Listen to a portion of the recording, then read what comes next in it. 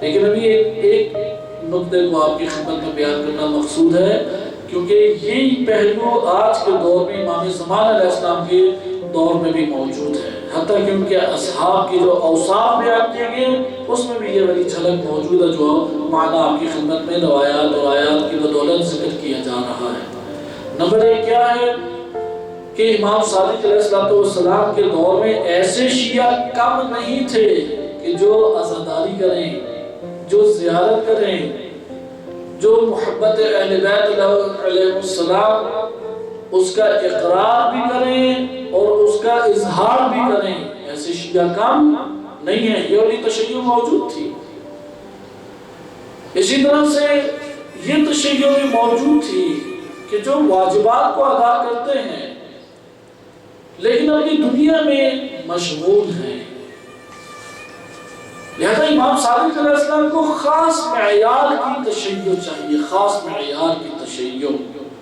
اگر اس خاص معیار کا مومن اور تشیع اتنی مقدار میں وجود میں نہ آئے کہ جس کی بدولت حکومت حاصل کر لی جائے تو پھر تدبیر کی جائے گی، زمینہ فراہم کیا جائے گا، اسباب مہیا کیے جائیں گے کہ اتنی مقدار کے خالص شیعہ تشیع وہ ہمارے ہاتھ میں آ جائے۔ جیسے امام صاحب علیہ السلام کی یہ تدابیر ہر دور میں موجود رہی ہے، تاکہ آج کے دور میں امام زمان علیہ السلام کی بھی یہ تدبیر موجود ہے۔ آخر کیوں ایسا ہے؟ کیوں وہ معیار معاشرے میں برپا نہیں ہوتا؟ یعنی وہ مومن معاشرے میں کیوں قلیل اور کم ہیں کہ جو امام صادق علیہ السلام کو مطلوب ہیں، جو امام صادق علیہ السلام کو چاہیے، وہ کیوں کم ہیں؟ اس کی وجہ وجوہات ہیں، چند وجوہات ہیں، ان میں سے بھی صرف ایک وجہ آپ کی خدمت میں بیان کی جا رہی ہے، اور اس سے ہمیں اپنا وظیفہ بھی پتہ لگے گا۔ ہم خطیب بنے، عالم بنے، مدرس بنے، مبلغ بنے، دین کو نشر و اشاعت کرنے والے بنے، یہ پہلو ہمیں اجاگر کرتا رہنا چاہیے، اور وہ ہے کہ معاشرے کا غلط معیارات پڑھ لینا، معاشرے کا غلط معیارات کو اختیار کر لینا۔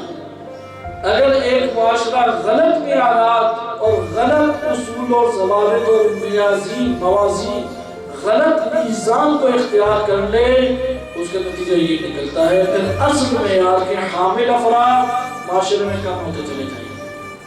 مثال کے طور پہ اگر ہم اپنی بخشش کا معیار فقط یہ قرار دے دیں کہ زبان سے اقرار کریں، عمل بیشک کریں نہ کریں، دل میں ایمان ہو یا نہ ہو، بخش گئے، یہ ہوتا ہے کہ پھر کون کوشش کرے گا اس حد سے آگے بڑھنے کی؟ کیونکہ سبھی بخشیں گے، جنت تو آرام سے مل گئی۔ اگر فقط اور فقط چند آنسو بہانے کے اوپر جنت ہے، بے شک عقیدہ کیسا ہی کیوں نہ ہو، غالی ہو، نصیری ہو، عیسائی ہو، یہودی ہو، ہندو ہو، کوئی فرق نہیں پڑتا، لبیک یا حسین کہا ہے، آنسو بہے ہیں، زیارت کی ہے، سیدھا جنت میں۔ اگر یہ معیار رکھ دیا جائے، اس کو بتائیں کہ کون مومن بننے کی کوشش کرے گا؟ کون کہے کہ جہاد کی صحبتیں اٹھاؤ؟ کون کہے کہ میں زندانوں کی، قید خانوں کی تکالیف کو چھین کے آؤں؟ کون زبان پہ حق کلمے کو جاری کرنے کی صحبتوں اور مشقتوں کو برداشت کرے گا؟ کہاں میں ایسا مومن ملے گا؟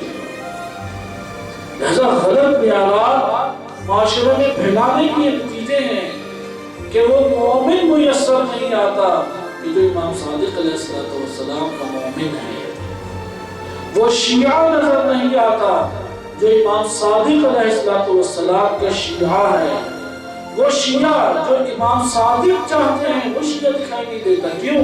کیونکہ معاشرے نے غلط معیارات پڑھ لیے ہیں، معاشرے نے غلط موازین کو قبول کر لیا ہے، اور ان معیارات کی بنیاد پہ آج حقیقی معیار اس کا حامل انسان انتہائی قریب نظر آتا ہے یا نظر ہی نہیں اصلاً آتا۔ لہذا امام صادق علیہ السلام نے تدبیر کیا کی؟ حقیقی معیارات کو زندہ کرنا شروع کر دیا۔